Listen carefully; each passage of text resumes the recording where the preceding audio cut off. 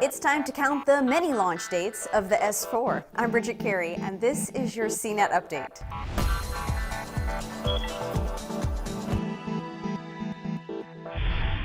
We have more details on when the Samsung Galaxy S4 smartphone is hitting stores. Right after AT&T began taking pre-orders for an April 30th delivery date, T-Mobile announced it's going to be first, selling it on April 24th, and Sprint is following 3 days later. We still have yet to hear from Verizon, but apparently it'll be on sale sometime this month. Sprint is doing something pretty odd, though. It's charging more for the S4 than other carriers, $250 with a 2-year contract. But if you're new to Sprint and you switch over, it charges only $150 for it.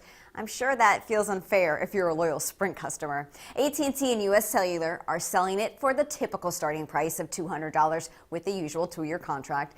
And US Cellular is even throwing in a free S-View flip cover with advanced orders, but it won't even say when customers are going to get their hands on the S4.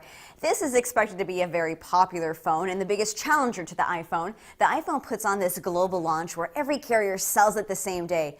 But carriers just don't do that with other big phones. They put it on sale whenever they feel ready. The other big phone of the year is the HTC One, and that too has a scattered launch. T-Mobile is selling the HTC One on the same day it's selling the Galaxy S4, but AT&T will sell it Friday. But when it comes to the next big phones, don't expect Microsoft to build its own phone anytime soon. Apple does it with the iPhone, Google does it with the Nexus phone, but a Microsoft executive has said there's no need for Microsoft to build its own smartphone like it has with the Surface tablet.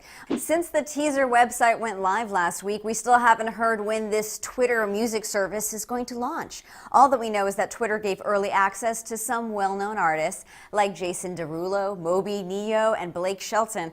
And they've been tweeting good things about it. We'll keep you posted.